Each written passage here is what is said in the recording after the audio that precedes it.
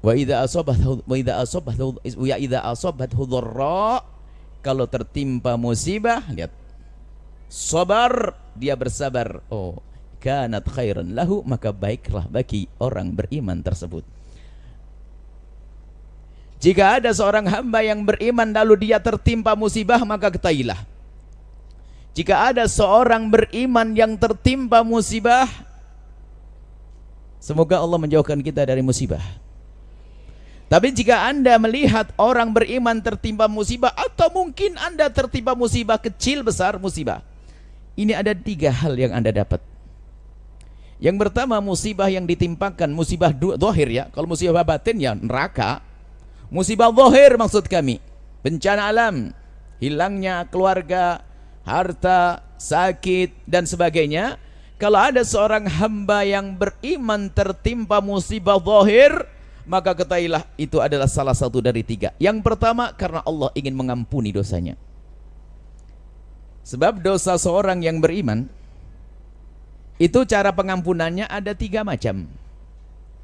Yang pertama akan diampuni Allah cuma-cuma. Ini karena karunia Allah, Maha Kasih. Yang kedua adalah akan diampuni kita dengan permohonan kepada Allah, mohon ampun, istighfar yang banyak. Maka beristighfarlah agar diampuni dosa kita. Yang ketiga adalah Allah akan rubah jadi bentuk hukuman. Ditimpakan musibah kepada seorang hamba karena Allah ingin menghapus dosa-dosanya. Maka bagi orang yang beriman di saat tertimpa musibah itu yang ada kelegaan di dalam hatinya. Alhamdulillah, berarti dosaku akan dihapus oleh Allah. Daripada aku harus disiksa di neraka, disiksa di dunia. Nah, hukuman itu pun ada 3 macam. Hukuman ada macam-macam. Yang pertama, hukuman yang Allah berikan di dunia.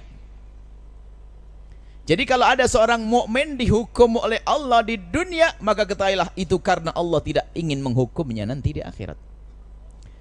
Lalu ternyata orang yang beriman ini belum diampuni oleh Allah, kemudian juga tidak minta ampun kepada Allah, juga di dunia kok nyaman-nyaman, selamat, nggak pernah kena musibah, tapi banyak dosa dia. Lu gimana ini? Dia banyak dosa. Istighfar juga enggak. Minta ampun kepada Allah jarang, tapi dia banyak dosa. Lalu bagaimana? Ada cara pengampunannya nanti. Kalau sudah meninggal akan disiksa oleh Allah, tapi setelah itu akan masuk surga. Mau disiksa di neraka? Enggak mau. Berarti enggak ada jalan lain kecuali saat ini harus istighfar banyak-banyak. Bagi hamba yang beriman, kalau tertimpa musibah di dunia, maka ketahuilah musibah itu adalah pengampunan dosa. Kalau bukan pengampunan dosa, mungkin seorang hamba sudah banyak istighfar setiap malam, istighfarnya banyak nggak bisa dihitung. Istighfar, menangis, menyesal, terus istighfar, tapi kok masih tertimpa musibah. Kenapa dia? Ketahuilah justru karena Allah sayang kepada dia, mau diangkat derajatnya. Innallaha idza habba qauman ibtalahum. Kalau Allah sudah mencintai satu kaum akan diangkat derajatnya dengan bencana, dikasih bencana karena Allah sayang. Ini hambaku, aku siapkan tempat yang tinggi, tapi ibadahnya kok masih pas-pasan. Dosa mah enggak, tapi ibadahnya kok pas-pasan. Tahajud jarang-jarang, ya puasa jarang-jarang, tapi aku cinta hamba ini akan aku tempatkan di tempat yang tinggi. Enggak ibadah-ibadah hamba ini, Allah timpakan musibah jeder, setelah itu langsung naik pangkat. Mau begitu? Saya belum tak kuat, saya tidak berani saya. Mending saya dimudahkan ibadah, amal baik, nanti naik angkat. Jangan sok ya. Saya minta musibah saja. Nggak boleh. Nggak boleh minta musibah. Ini jika tiba-tiba Anda tertimpa musibah, maka tata hati Anda. Allah mencintai seorang hamba yang tertimpa musibah. Dan betul, orang sakit Allah dekat dengan dia sampai suatu ketika nanti. Allah mengingatkan kepada hamba yang cuek dengan saudara yang tertimpa musibah, abdi maridtu falam ta'udni, atau ya ibna Adam maridtu falam ta'udni, hei anak Adam, atau kama qala Rasul, aku sakit kau tidak kunjung kepadaku. Allah berfirman seperti itu. Seorang hamba bertanya, ya Allah, bagaimana engkau sakit? Bukankah engkau Rabbul Alamin, Tuhan semesta alam? Bagaimana engkau sakit ya Allah? Bukan aku yang sakit, si fulan sakit. falam ta'udhu, kau tidak pernah kunjung kepada dia. Padahal kau kunjung kepada orang sakit yang tertimpa musibah tersebut, engkau akan menemukan aku bersamanya.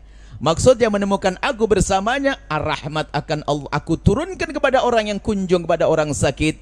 Kemudian keberkahan dan juga doanya orang sakit akan aku kabul. Kamu tidak kunjung kepada orang sakit, kau tidak mendapatkan kebaikan. Maka senanglah kalau kita kunjung kepada orang yang sakit, jika mampu kita. Kalaupun tidak mampu, kita mendoakan. Ini Allah, dia disebutkan juga dalam hadis qudsi. Ana indal munkasirati qulubuhum. Sebagian orang mengatakan riwayatnya enggak benar, tapi maknanya benar. Ana indal munkasirati qulubuhum. Aku Allah. Allah bersama orang yang hatinya terpatah-patah karena tertimpanya musibah, kefakiran yang ia alami, sakit yang ia alami, bencana yang ia rasakan. Hatinya terpatah-patah, yang hanya ia lakukan hanya mengadu Allah, Allah, Allah. Ketahuilah Allah bersama orang tersebut. Maka musibah menjadi sebab orang dekat kepada Allah Subhanahu wa ta'ala, pengangkatan derajat. Kemudian juga musibah akan diberi oleh Allah pahala yang berlipat ganda, bighairi hisab. Sampai kalau ada seorang hamba yuwafas sabiruna, ajrahum, orang yang sabar itu akan diberi pahalanya oleh Allah Subhanahu wa ta'ala, enggak pakai hitungan.